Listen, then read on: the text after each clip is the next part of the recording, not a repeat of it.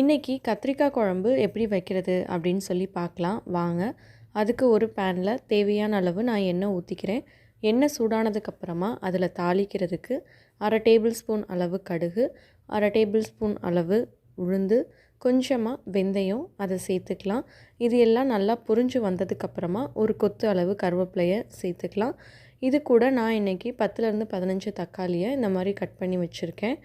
இதோ நீங்கள் இந்த எண்ணெயில் போட்டு லைட்டாக ஃப்ரை பண்ணிக்கலாம். ஒன்று நல்லா தண்ணியெல்லாம் வடிச்சிட்டு போடுங்க, இல்லைனா கொஞ்சம் தள்ளி நின்று போடுங்க. அப்போ தான் இந்த எண்ணெய் வந்து உங்கள் மேலே தெரிக்காது. ஏன்னா நம்ம காய் வந்து தண்ணீர் தானே போட்டிருப்போம், அதனால். அடுத்து இதை லைட்டாக கிண்டி விட்டுக்கலாம். இது கூட நான் ஒரு லெமன் சைஸ் அளவு புளியை தண்ணியில் ஊற வச்சு எடுத்து வச்சுருக்கேன். அதை கரைச்சி வச்சுக்கலாம். இப்போது இந்த கத்திரிக்காய் வந்து அந்த எண்ணெயிலே ஓரளவு வதங்கிடுச்சு. இந்த ஸ்டேஜில் ஒரு கை அளவு சின்ன வெங்காயம் அதை சேர்த்துக்கலாம். அது கூடவே 4லேருந்து 5 வெள்ளை பூண்டு அதையும் சேர்த்துக்கலாம். சேர்த்துட்டு இது எல்லாத்தையும் நல்லா மிக்ஸ் பண்ணி விட்டுருங்க. இது அந்த எண்ணெயிலே நல்லா வதங்கி வரட்டும். இப்போ ஓரளவு எல்லாம் வதங்கிடுச்சு. இப்போது நம்ம கரைச்சி வச்சுருந்த புளி தண்ணியை அதில் சேர்த்துக்கலாம். சேர்த்துட்டு அதையும் மிக்ஸ் பண்ணி விட்டுருங்க.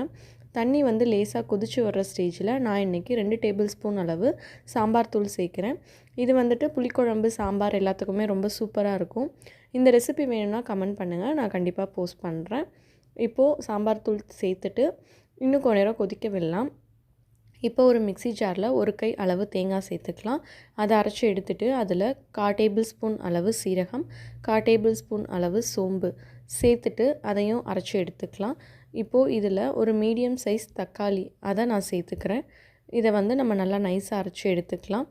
பாருங்கள், இந்த ஸ்டேஜில் நான் ஒரு பெரிய வெங்காயத்தை கட் பண்ணி போட்டிருக்கேன்.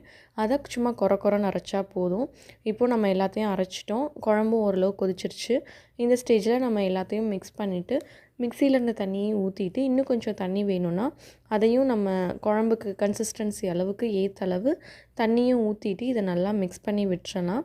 இப்போது நான் மசாலா எல்லாமே சேர்த்துட்டு இன்னும் கொஞ்சம் உப்பு சேர்க்கவே இல்லை நம்ம, அதையும் நான் சேர்த்துட்டு கொஞ்சம் தேவையான அளவு தண்ணியும் ஊற்றிட்டு இதை நான் வந்து மூடி போட்டு ஒரு 10 நிமிஷம் வேக வைக்க போகிறேன். அந்த குழம்பு வந்து கொஞ்சம் குறைஞ்சி நல்லா எண்ணெயெல்லாம் பிரிஞ்சு வரணும். இப்போ பாருங்கள், ஓரளவு நல்லாவே கொதிச்சிருச்சு. இன்னும் ஒரு 5 நிமிஷம் நம்ம இதை கொதிக்க விடலாம். இன்னும் கொஞ்சம் வாட்டரியாக இருக்குது, இன்னும் கொஞ்சம் கெட்டியாகணும். அவ்வளோதான், 5 மினிட்ஸ் ஆயிடுச்சு. பாருங்கள், குழம்பு எல்லாமே ஓரளவு தண்ணியெல்லாம் குறைஞ்சி நல்லாவே கெட்டி ஆயிடுச்சு. எண்ணெயெல்லாம் பிரிஞ்சும் வந்துடுச்சு. கத்திரிக்காயும் நல்லா வெந்துருச்சு. நம்ம கொஞ்சம் நேரம் எண்ணெயில் வதக்கினனால இது இன்னுமே கொஞ்சம் டேஸ்ட்டாக தான் இருக்கும். இந்த மாதிரி வித்தியாசமாக ஒரு கத்திரிக்காய் குழம்பு பண்ணி பார்த்துட்டு எப்படி இருந்தது அப்படின்னு சொல்லி மறக்காமல் கமெண்ட் பண்ணுங்கள். இந்த வீடியோ உங்களுக்கு பிடிச்சிருந்தது அப்படின்னா கீர்த்திஸ் கிச்சனை சப்ஸ்கிரைப் பண்ணுங்கள். தேங்க்யூ.